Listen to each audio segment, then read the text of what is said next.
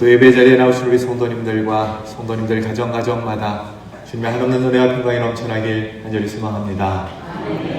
어떤 분이 친구분의 간곡한 부탁으로 자기 교회 총동원 주일이라 꼭 한번 교회 가자고 전도를 해서 그렇게 끌려오다시피 교회를 나오게 되었습니다. 자기가 감동이 돼서 나온 것도 아니고 억지로 교회에 나오다 보니까 목사님 설교가 별로 듣고 싶지 않았고 또 시선을 어디에 둬야 될지 몰라서 불안하기도 해서 눈을 지그시 감고 졸기로 마음을 먹었습니다. 그런데 졸다가 잠깐 깼는데 들려오는 목사님의 설교 말씀이, 여러분 오늘은 라면 3개를 잘 사는 법에 대해서 말씀을 드리겠습니다. 라면 3개를 잘 사려면 첫째, 이렇게 하고 설교를 시작하시더랍니다. 그러자 이분 생각에 나는 라면도 별로 안 좋아하는데 라면 3개를 잘 사는 법? 참 목사님도 웃기네. 요즘 세상에 어떤 세상인데 라면 3개 잘 사는 법 그런 걸 가르치나? 그러면서 아예 꾸벅꾸벅 대놓고 졸았습니다. 조금 지나니까 목사님이 소리를 지르는 거예요. 사랑하는 여러분, 라면 3개를 잘 사려면 이렇게 해야 합니다. 또 그 소리네. 그러면서 또 잠을 계속 잤답니다. 한참 있다가 목사님이 또 소리를 지르는 겁니다.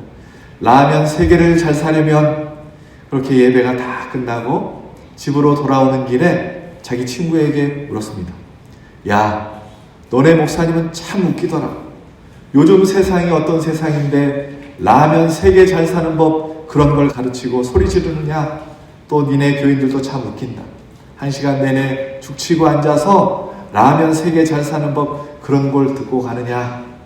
그 말을 듣고는 전도했던 친구가 그 친구를 물끄러미 바라보면서 그거 말고 들은 것 중에 다른 건 기억나는 거 없느냐?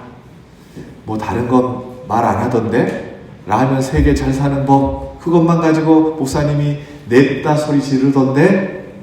전도했던 친구가 그 말을 듣고는 피식 웃으면서 하는 말이, 이 사람아, 요즘같이 바쁜 세상에 라면 3개 잘 사는 거 그거 들으려고 우리 교인들이 교회에 가겠나? 그리고 우리 목사님이 뭐 할 말이 없어서 라면 3개 잘 사는 거 그걸 가지고 소리를 질렀겠는가? 오늘 목사님 설교는 남은 생애를 잘 사는 법에 대해서 말씀을 전하셨다네. 그러면서 서로 멋쩍은 웃음을 지었답니다. 여러분, 오늘 말씀은 남은 생애를 잘 사는 법이 아니고 2024년 남은 시간을 어떻게 보내야 할지, 또 다가오는 2025년을 어떻게 우리가 맞이해야 할지 특별히 기억에 관한 말씀을 나누려고 합니다. 이 시간 선포되어지는 말씀을 졸다가 라면 3개 잘 사는 법으로 들으면 큰일 납니다.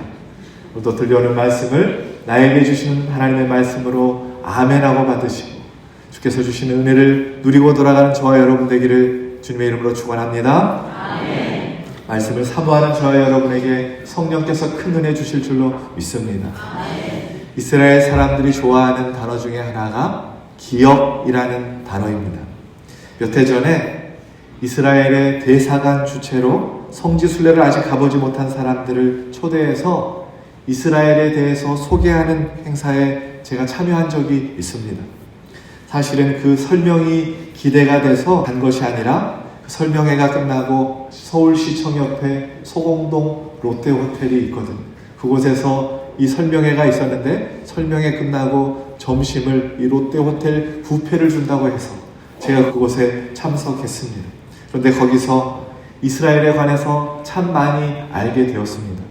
이스라엘은 온 나라 안이 기념관, 여러 가지 상징들로 가득 차 있다고 합니다. 특히 예루살렘에는 예수님에 관련된 모든 행적에 따라서 곳곳에 무슨 기념교회, 회당들, 사원들이 많아서 도시 전체가 마치 기념관처럼 그렇게 조성이 되었다고 합니다.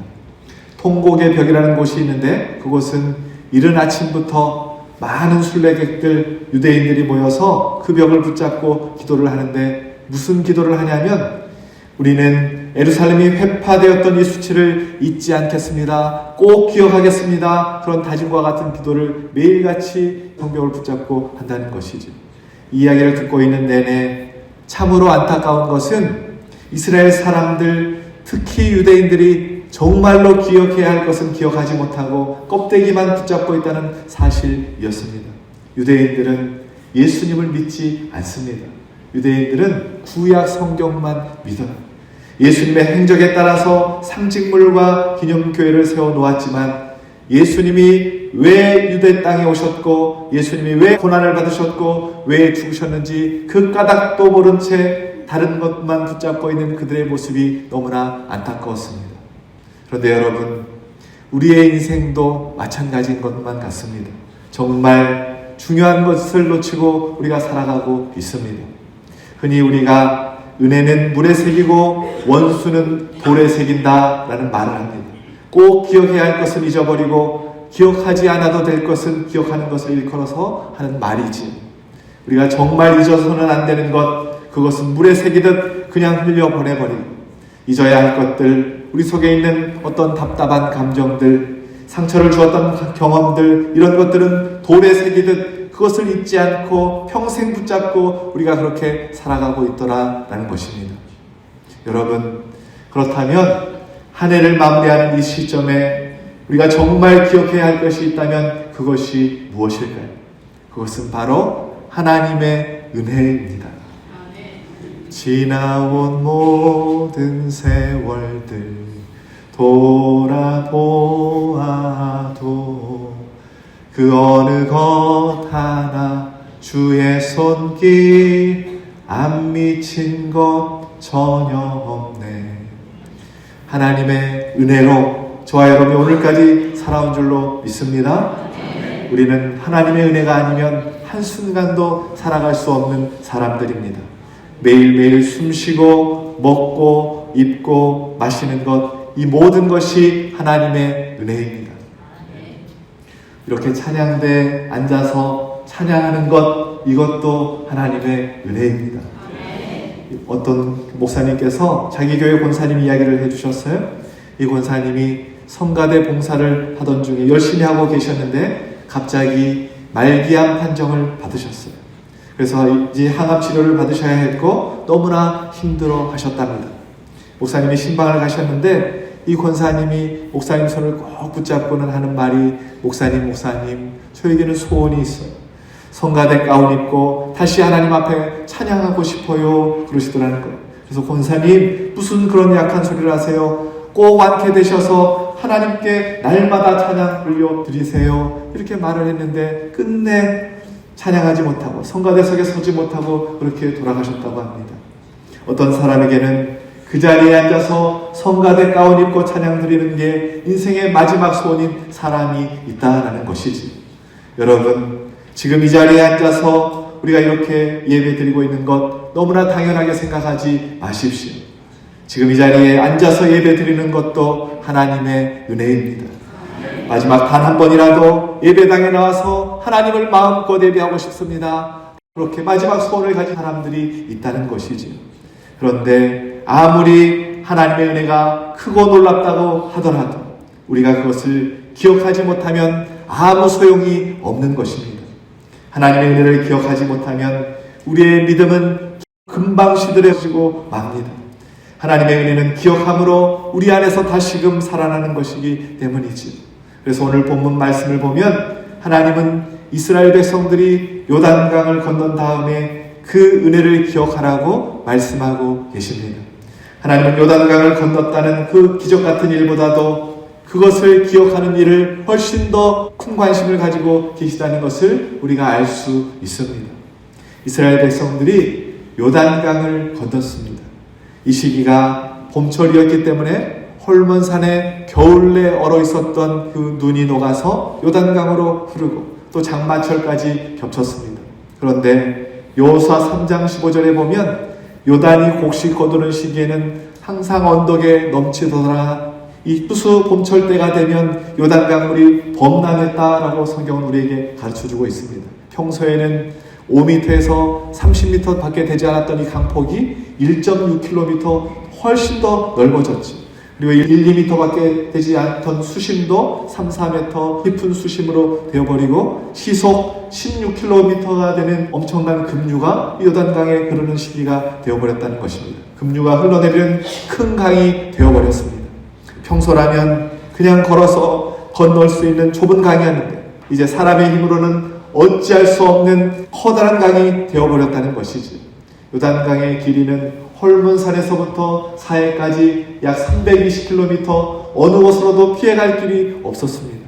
이렇게 요단강물이 불어서 세차게 흐르고 있는 그때에 법궤를 맨 제사장들이 흐르던 요단강물에 발을 담그자 하나님께서 그 강물을 나누시고 그리고 강바닥을 마르게 하셨습니다.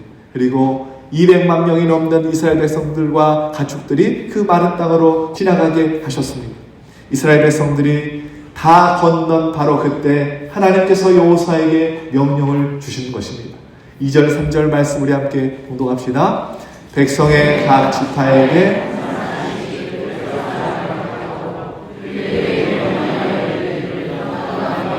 제사장들의 발이 굳게 선 그곳에서 돌 12를 택하여 그것을 가져다가 오늘 밤 너희가 유숙할 그곳에 두게 하라 하시니라. 아멘.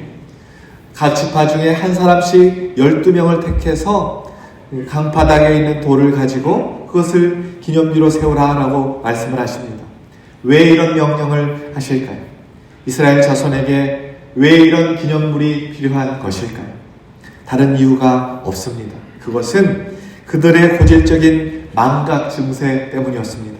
하나님의 기적적인 은혜와 사랑을 경험했으면 그것을 평생 잊지 않고 늘 감사하고 감격하며 찬송하며 삶을 살아야 하는데 어떻게 된 것인지 이스라엘 백성들은 시간이 얼마 지나지 않은 쉽게 잊어버리고 감사와 감격이 시들해져 버리는 것입니다. 그래 이스라엘 백성들이 잊어버린 데는 명수니까 하나님께서 오늘 이 기념비를 세우라라고 명령을 하고 계시는 것이지. 애굽을 탈출하고 나서 이스라엘 백성들이 홍해 앞에 섰을 때 하나님께서 10가지 재앙으로 애굽을 치시고 이스라엘 백성들을 머리카락 하나라도 상함없이 탈출해 주신 그 기가 막힌 역사를 이스라엘 백성들은 다 잊어버렸습니다. 매장지가 없어서 이 광야에서 우리를 죽게 하느냐 원망을 했어요. 하나님께서 기적적으로 홍해를 건너게 하십니다. 3일 길을 갔는데 마실 물이 없어서 목이 마르니까 홍해의 기적을 또 다 잊어버리고는 원망과 불평을 모세에게 쏟아놓습니다. 광야길 2달 보름쯤 되었을 때 먹을 것이 없다고 광야에서 이렇게 죽게 한다고 차라리 애굽 땅 고기 가맛 곁에서 죽게 하지 먹을 것이 떡 많이 먹고 배가 부를 때 죽게 하지 아무것도 없을 이 광야길에서 우리를 죽게 한다고 그렇게 또 원망을 쏟아놓는 것입니다. 가네스 바데야에서 12명의 정탐꾼들이 가나안 땅을 정탐하고 돌아와서 보고를 하는데 갈렙과 여호수아를 제외한 10명의 정탐꾼들이 우리에 비하면 그들은 엄청난 거인들이다. 우리는 그들에 비해서 메뚜기와 같다. 부정적인 보고를 하니까 그 소리를 듣고는 원망과 불평에 또 사로잡히게 되고 하나님께서 행하셨던 그동안의 모든 기적들을 다 잊어버리는 것이죠. 결국은 하나님께서 놀라운 기적과 이적들을 행하셨음에도 불구하고 그들이 붙잡고 있었던 것은 아무것도 없더라라는 것입니다. 하나님이 행하신 놀라운 기적이 결국은 이스라엘 백성들을 앞으로 나아가게 하는 힘이 되지 못하더라라는 것이지. 그 이유가 무엇입니까? 은혜 안에 머물러 있지 못하니까 어려운 현실 앞에 상황 앞에 쉽게 넘어지고 말았다라는 것입니다. 요단강이 갈라진 일은 대단한 일입니다. 엄청나게 불어난 그 물이 세차게 흐르는 그 물이 한순간에 갈라져서 어떻게 마른 땅이 되고 그곳을 건너가게 할 수 있단 말입니까? 이 일은 오직 하나님만이 하실 수 있는 일인 것이지 두 번도 없던 유일한 일이었습니다. 그러나 요단강이 갈라져 그것을 건넌 것보다 더 중요한 것은 그 사건을 기억하는 것임을 하나님은 오늘 가르쳐주고 계시는 것이지. 요단강이 갈라졌다는 것보다도 우리를 거기서 건너가게 하신 분이 하나님이시다. 이 사실을 기억하고 사는 것이 중요한 것이고 또 이 사실을 후대에게 알려서 가르치라고 하나님이 명령하고 계십니다. 우리 21절부터 24절까지 말씀 함께 봉독합시다. 이스라엘 자손들에게 말하여 이르되 후일에 너희 자손들이 그들의 아버지에게 묻기를 이 돌들은 무슨 뜻이니까 하거든 너희는 너희 자손들에게 알게 하여 이르기를 이스라엘이 많은 땅을 밟고 이 요단을 건넜습니다. 너희의 하나님 여호와께서 요단물을 너희 앞에서 마르게 하사 너희를 건너게 하신 것이 너희의 하나님 여호와께서 우리 앞에 홍해를 말리시고 우리를 건너게 하심과 같았나니 이는 땅의 모든 백성에게 여호와의 손이 강하신 것을 알게 하며 너희가 너희의 하나님 여호와를 항상 경외하게 하려 하시니라. 아멘. 여러분, 기념비의 의미가 무엇입니까? 잊지 말고 기억하자라는 것이죠. 그 사건을 직접 경험한 당사자는 물론이고 그 사건을 경험하지 못한 이후의 세대들에게도 그것으로 증거를 삼으라라는 것입니다. 기념비는 과거와 현재를 연결하는 역할을 하는 것이지. 하나님은 과거에만 계시는 분이 아니고 지금도 살아계시는 분이다. 지금도 우리를 인도하시고 역사하고 계신다. 이것을 기억하라고 오늘 기념비를 세우라고 명령을 하고 계신다는 것입니다. 사실 이스라엘 백성들이 요단강을 건너면 훨씬 더 바빠지게 되어 있습니다. 왜냐하면 이제는 본격적으로 가나안 땅의 거민들과 정복 전쟁을 치러야 하기 때문이지요. 그때 이스라엘 사람들이 기억해야 하는 것이 무엇이냐면 내 힘이 아니라 오직 하나님의 힘으로 우리가 이길 수 있다. 하나님의 은혜로 된다. 이 믿음이 필요한 것이죠. 하나님의 은혜로 출애굽에서 홍해를 건너고 광야를 지난 후에 요단강을 건너서 여기까지 하나님의 은혜로 왔습니다. 이렇게 고백하고 살라라는 것이죠. 중요한 싸움을 앞두고 있는 이스라엘 백성들이 기억해야 할 것이 바로 이 모든 일을 하나님이 하셨고 앞으로도 하실 것이다. 이 믿음이 필요하다라는 것입니다. 그래서 오늘 하나님께서 요단강을 기억하라고 하시는 것입니다. 그 세찬 요단강물을 높이 쌓아 올리신 하나님께서 무슨 일을 못하시겠는가? 이것을 기억하라는 것이지. 믿기만 하면 하나님께서 부족하고 보잘것없는 이스라엘 백성들을 등에 업으시고 대신 싸워주신다. 이것을 기억하라라는 것입니다. 사랑하는 여러분, 오늘 우리도 마찬가지입니다. 우리에게 기억이 너무나 중요합니다. 독생자 예수 그리스도를 우리에게 아낌없이 내어주신 하나님께서 우리에게 뭘 더 아끼시고 무슨 일이든지 못하시겠습니까? 이 사실을 깨닫고 사도 바울이 우리에게 고백을 합니다. 로마서 8장 32절 말씀 함께 봉독합시다. 자기의 아들을 아끼지 아니하시고 우리 모든 사람을 위하여 내주시니가 어찌 그 아들과 함께 모든 것을 우리에게 주시지 아니하겠느냐. 아멘. 그런데 여러분, 우리의 모습을 보세요. 조금만 문제가 생겨도 두려워하거나 염려합니다. 하나님의 사랑을 까맣게 잊어버립니다.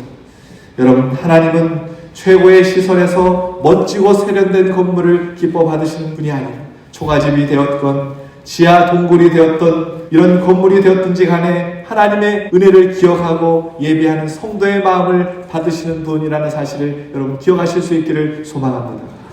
돈이 없는 것도 문제가 아닙니다. 내 몸에 병이 있는 것, 그것도 문제가 아니에요. 내 삶에 어려움이 있는 것도 문제가 아닙니다. 하나님의 은혜를 잊어버리고 감사할 줄 모르는 내 마음이 문제인 것입니다. 2024년에도 나 같은 죄인 살려주시고 날마다 가장 좋은 것 주시는 우리 아버지 하나님께서 앞으로의 삶도 책임져 주실 줄로 믿습니다. 남은 생애 가운데 우리의 승리의 비결이 바로 이 하나님의 은혜를 기억하고 하나님을 바라보는 것임을 여러분 믿고 살아가실 수 있기를 소망합니다. 그래서 하나님께서 오늘 요단강을 건넌 다음에 곧바로 돌을 취해서 기념비를 세우라 명령하고 계시는 것입니다. 여러분, 기념비라고 하면 우선 보기에도 괜찮아야 하고 사람들의 눈에도 띄어야 하는 것 아니겠습니까? 그리고 누가 봐도 이것은 기념비다라고 할 만큼 그런 돌을 세워야 되는 것 아니겠습니까? 그런데 하나님께서는 이스라엘 백성들에게 그곳에 기념비를 세우라라고 말씀하시면서 물속에 있는 제일 큰 돌, 제일 멋진 돌을 하나 가져다가 기념비를 세우라라고 말씀하지 않았습니다. 그러면 훨씬 더 쉬웠을 것이고 아마 모양새도 더 좋았을 것입니다. 그런데 하나님께서는 그것을 하시지 않고 각 지파별로 대표를 뽑아서 제사장이 서 있는 강바닥으로 내려간 다음에 어깨에 질만한 돌 12개를 가져다가 기념비를 세우라 라고 말씀을 하셨습니다. 여럿이서 큰 돌 하나 들어다가 기념비를 세우라고 말하셨으면 훨씬 더 쉬웠을 텐데 각자 12명이서 이 돌을 짊어지고 기념비를 세워라 라고 번거롭게 왜 그렇게 하고 계시는 것일까요? 그것은 하나님께서 모든 지파에게 동일하게 역사하셨고 동일하게 역사하고 계신다는 것을 알려주시기 위함입니다. 하나님의 은혜는 어떤 특정한 지파에게만 임하는 것이 아니었어요. 12지파 모두에게 공평하게 하나님의 은혜를 베풀어 주신다라는 것입니다. 여러분, 하나님의 은혜는 어떠한 특정한 사람에게만 부어지는 특수한 산물이 아닙니다. 모든 사람에게 공평하게 주어지는 것이 하나님의 은혜라는 것이죠. 물론 각 사람에게 주시는 하나님의 특별한 은혜가 있습니다. 그러나 보편적인 은혜는 이 세상 모든 사람에게 하나님의 은혜는 다 주어진다라는 것입니다. 그러니 왜 내게는 은혜가 없냐?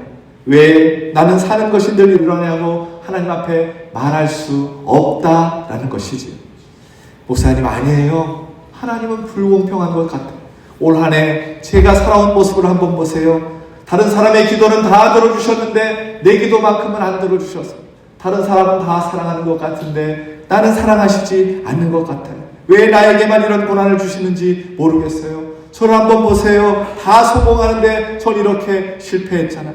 하나님은 너무나 불공평하신 분 같아요. 그러실지 모르겠어요. 그러나 여러분, 한번 생각해 보세요. 하나님께서 그 전능하신 손을 쓰실 수 있음에도 불구하고 그 손을 억제하고 계심은 하나님의 사랑 때문입니다. 그 기다림을 통해 이루고자 하시는 바가 있으시기 때문이죠. 그래서 응답이 없는 것 같은 기다림도 큰 은혜라는 것입니다. 그리고 이제까지 기다릴 수 있도록, 버틸 수 있도록 은혜 베풀어 주셨다라는 것이죠.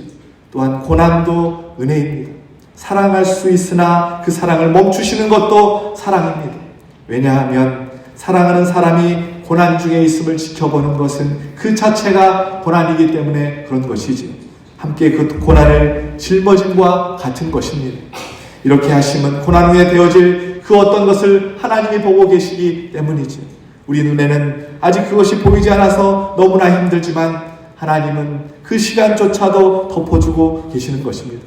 그래서 이러한 하나님의 태도가 우리를 향하신 하나님의 큰 은혜라는 것입니다. 또한 실패도 은혜입니다. 하나님은 날마다 때마다 은혜를 부어주십니다. 그런데 아주 때때로 우리가 실패하는 것을 그대로 보고만 계실 때가 있으십니다.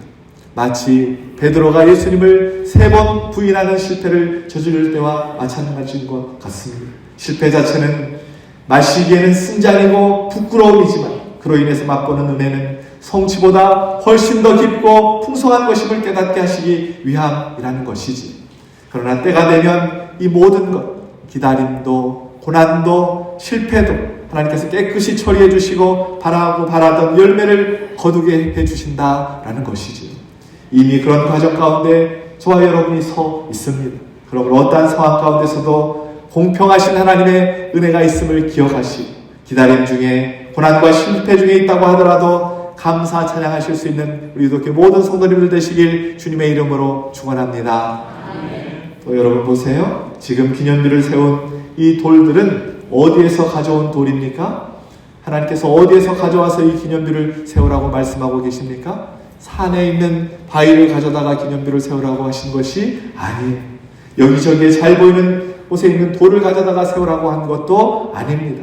이 돌들은 제사장이 발로 밟고 있는 바로 강바닥에서 가져온 것이고 그 돌로 기념비를 세우라고 명령하셨습니다. 이 말은 이스라엘이 강바닥까지 내려갔다는 말입니다. 그리고 그것을 건너갔다는 것이죠. 그런데 강바닥에서도 하나님은 그들을 지키셨습니다.